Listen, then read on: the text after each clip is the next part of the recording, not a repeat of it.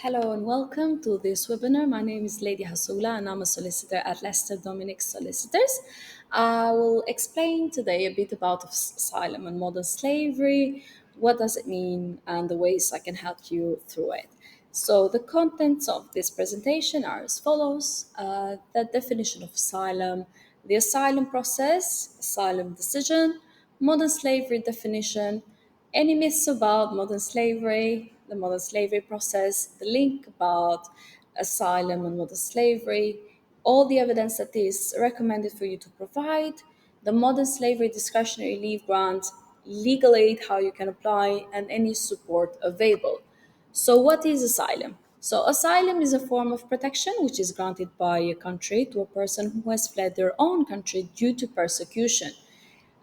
This is governed by the Refugee Convention 1951, which stipulates that you can claim asylum for one of the following reasons, and these are race, religion, nationality, political opinion, or a member of a particular social groups. Um, Basically, if you have fled your own country because you are being persecuted due to any of these reasons, then you are eligible to claim asylum. Asylum is not confined on these reasons only. You can also claim asylum if you are facing risk in your own country, serious risk or harm. If you are facing torture, if you're risking torture or any inhumane or degrading treatment or any other forms of ill treatment. You can also claim on human rights grounds or if you have significant obstacles to reintegration in your own country or if you are an unaccompanied minor. And on this basis, then you'll be granted leave outside the rules. You can also be granted discretionary leave, and we'll explain a bit of this more later on. So, who can claim asylum? So, any individual who fears returning back home can claim asylum. And this is because they have a well founded fear of persecution, and you are unable to return to your own country of origin due to such fear, or you are a stateless individual.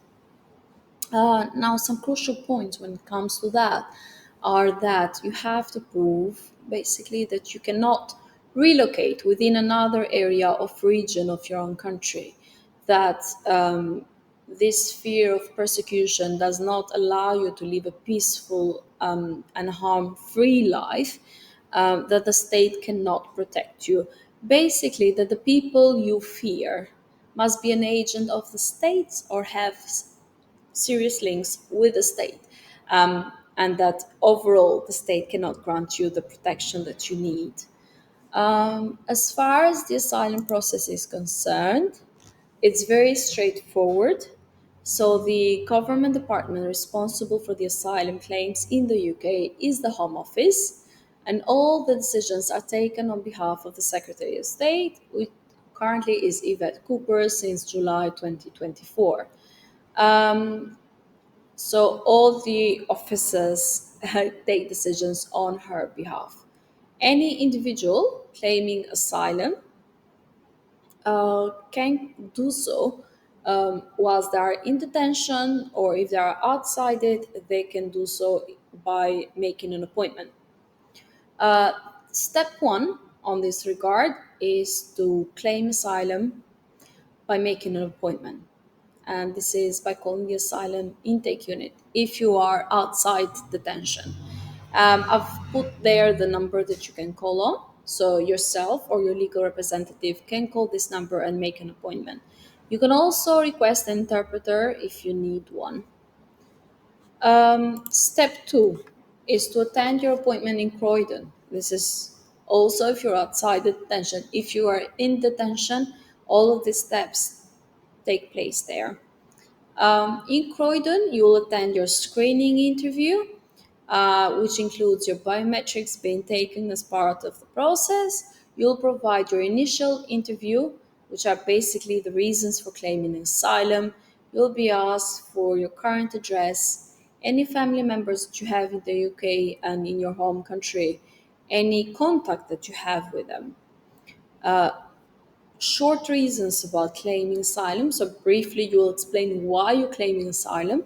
You also explain your journey to the UK and how you came about here, your personal details, which includes your date of birth, your full name, and whether you are happy with everything so far.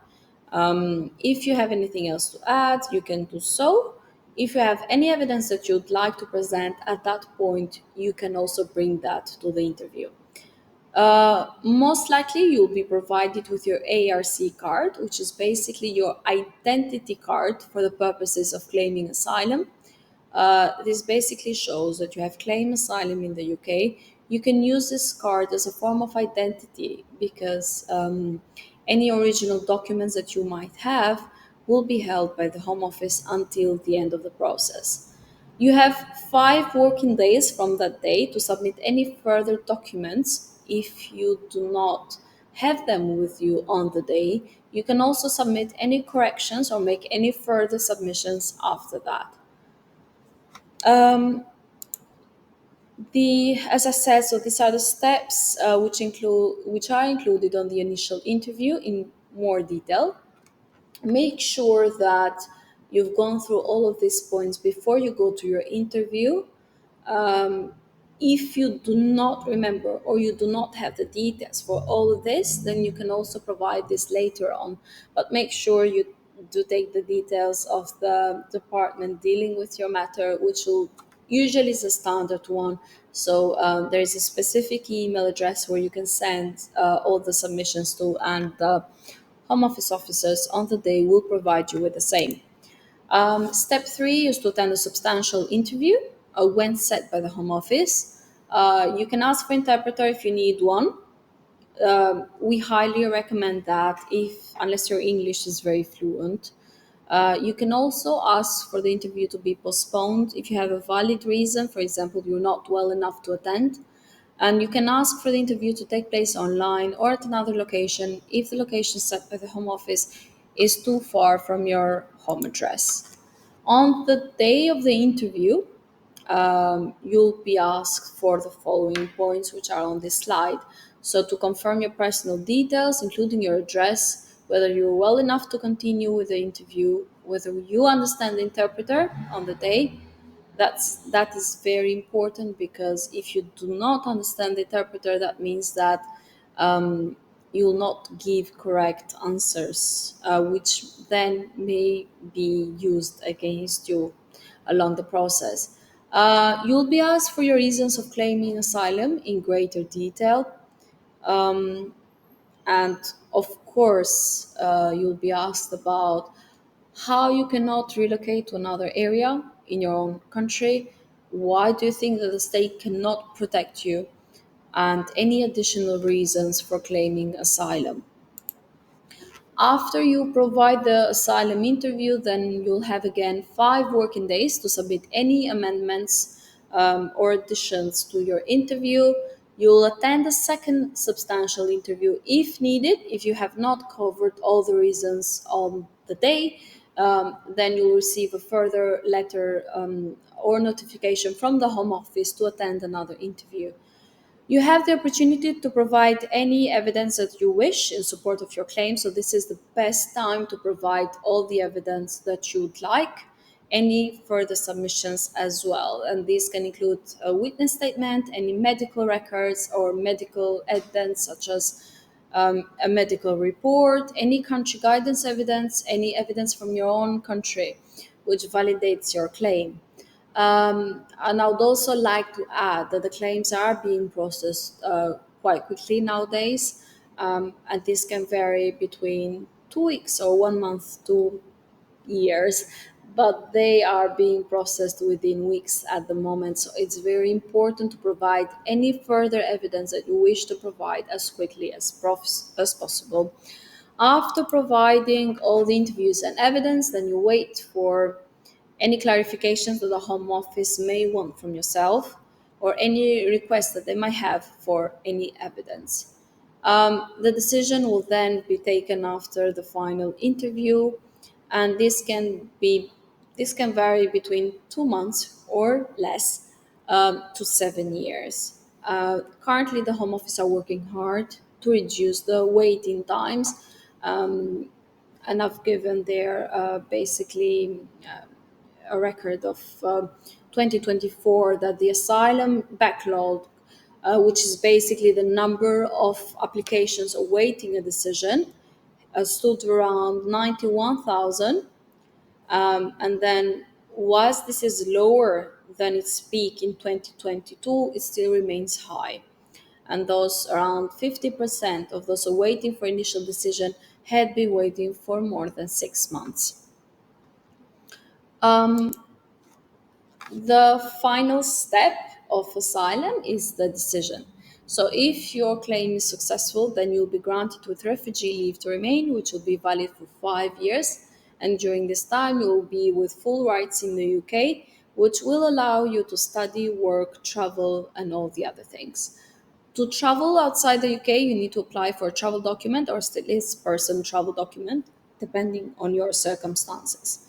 At the end of this 5 year period, you can apply for settlement if you do meet the criteria. If your claim is unsuccessful, you can appeal the decision within 14 days of the date of the decision if there is a right of appeal attached to it. Such appeal is lodged with the first tier tribunal online on HMCTS, but you can also do this on paper or by email if you're unable to do so. You can also send a judicial review claim on the upper tribunal if there is no right of appeal. So, if your claim is certified, provided there are merits. Quite a lot of claims are being certified, and it's becoming the standard nowadays. However, if there are sufficient merits to take this further, then you can most definitely do so. So this was pretty much asylum in its substance. Um, if you do have any further inquiries, then I'm happy to respond. I'll leave my details at the end of this presentation, where you can contact me for any clarification or advice.